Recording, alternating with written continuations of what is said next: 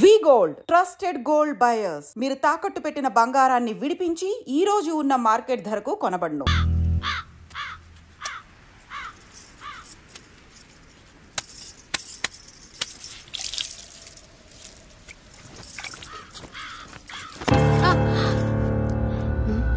ఏంటి నువ్వు చూసుకోలేవా? అయ్యో చూసుకోలేదండి, ఈసారి ఖచ్చితంగా చూసుకొని గుర్తాను. మీరు వెళ్ళండి.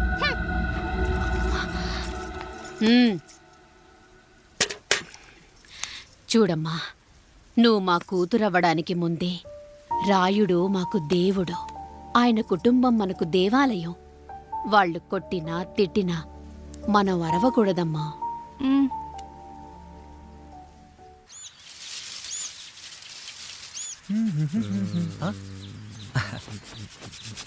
ఏంట్రా మిట్ట మధ్యన కసికసిగా పళ్ళుతో ఎత్తున్నావేటి? మీకేంట్రా పెళ్ళిళ్ళయ్యి? పెళ్ళి కానీ కానీ కానీ హే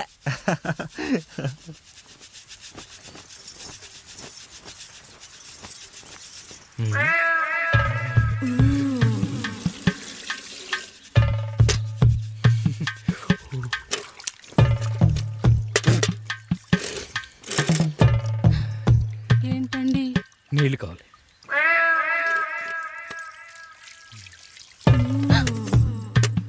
ఆయన కుటుంబం మనకు దేవాలయం.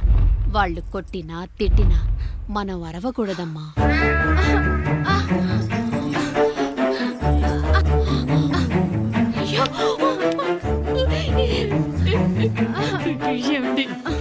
ఏదో ఒకటి చెయ్యండి మీరు. వద్దు పండు, పెద్ద ఆయన దగ్గర మాటొస్తూ. నేను చూడలేదు.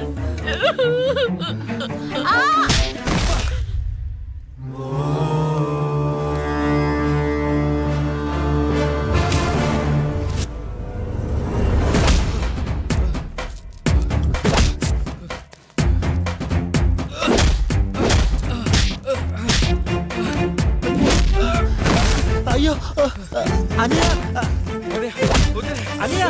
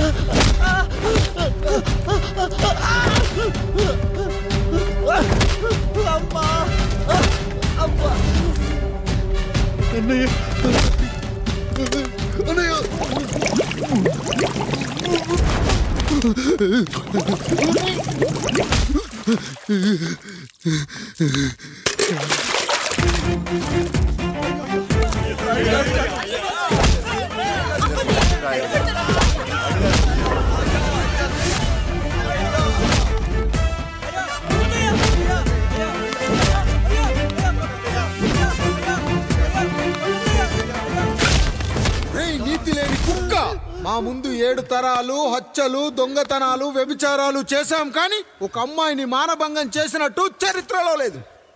ఈ వంశంలో మొట్టమొదటిసారి ఎవ్వరూ చేయని పని నువ్వు చేసి గొప్పోడివైపోతే మేమంతా చూస్తూ ఊరుకుంటామనుకున్నావా? రేపు పొద్దున వీడిని పంచాయతీకి పిలిచి ఈ రాయుడు తీర్పిచ్చేంత వరకు లక్ష్మి వాడిని ఇంట్లో కూడా రానివ్వకు.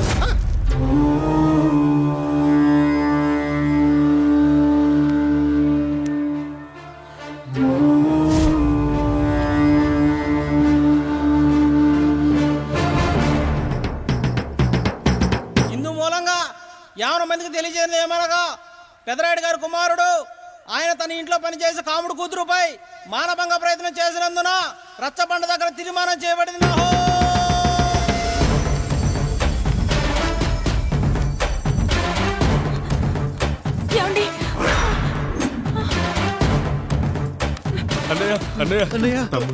తప్పు చేశాడని మన కుటుంబ గౌరవం నీ చేతిలో ఉంది, దయచేసి.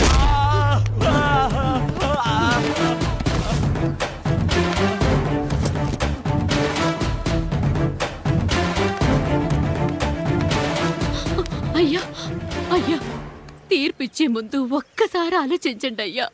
ఎంతైనా మనింటి బిడ్డయ్యా. అవునయ్యా, అన్యాయం జరిగింది మా బిడ్డకి. చిన్నబాబు ఏదో చిన్న తప్పు చేశాడని. మనుషుల్లో రెండు రకాలు. ఒకడు రోడ్డు మీద వెళ్తూ పొరపాటున పేడను తొక్కింది పేడ అని తెలుసుకొని నీటుగా వెళ్లి కడుక్కుంటాడు, వాడు ఉత్తముడు. ఇంకొకడు అదే పేడను తొక్కి రోడంతా బరబరా గీసి పరిసరాలను అపవిత్రం చేసి అప్పుడెళ్ళి కడుక్కుంటాడు. అలాంటి నీచుడు నా కొడుకు. నేను మూడో రకం. తొక్కింది పేడ అని తెలిసి కూడా దాని వేలుతో తీసుకొని ముక్కుతో వాసన చూసి ఆ దుర్వాసన భరించి కడగాల్సింది చెప్పు కాదు, కడగాల్సింది పేడ అని తీర్పిచ్చేవాడే ఈ రాయుడు.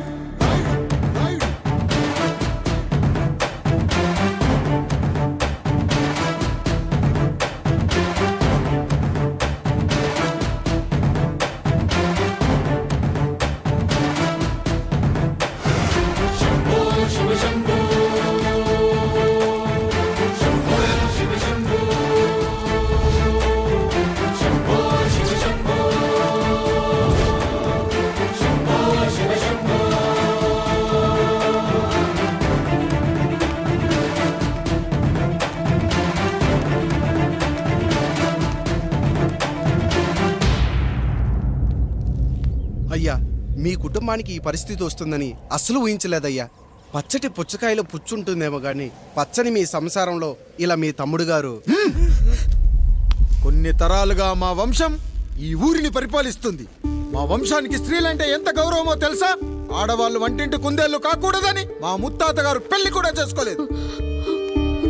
మా తండ్రి గారు పాపారాయుడు ఎవడో ఒకడు ఒక స్త్రీని మోసం చేసి కడుపు చేస్తే ఆ కథ విని ఆ పుట్టిన పిల్లాన్ని ఆ మోసగాడికి ఇచ్చేసి ఆమెను పెళ్లి చేసుకుని ఆమెకు కొత్త జీవితాన్ని ఇచ్చాడు.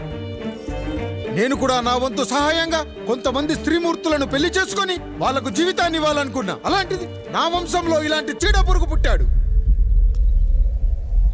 నా తమ్ముళ్ళలాంటి కాముడు మా పనోడు వాడి కూతురుపై అత్యాచారం చేయబోయాడు. ఒక్కసారి నీ చెప్పేది వినండి. నీచుడా, ఈ రాయుడిచ్చే తీర్పును ఆపే శక్తి ఎవరికీ లేదు.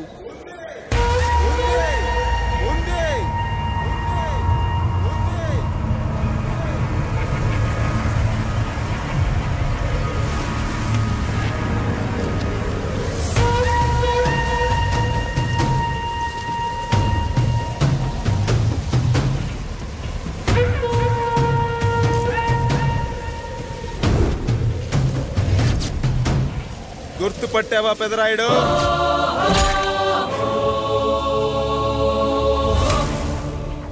నా తండ్రిని చంపిన నీ తండ్రిని చంపా. ఇప్పుడు ఆయన కొడుకుగా నీ అంతు చూడటానికి వచ్చాను.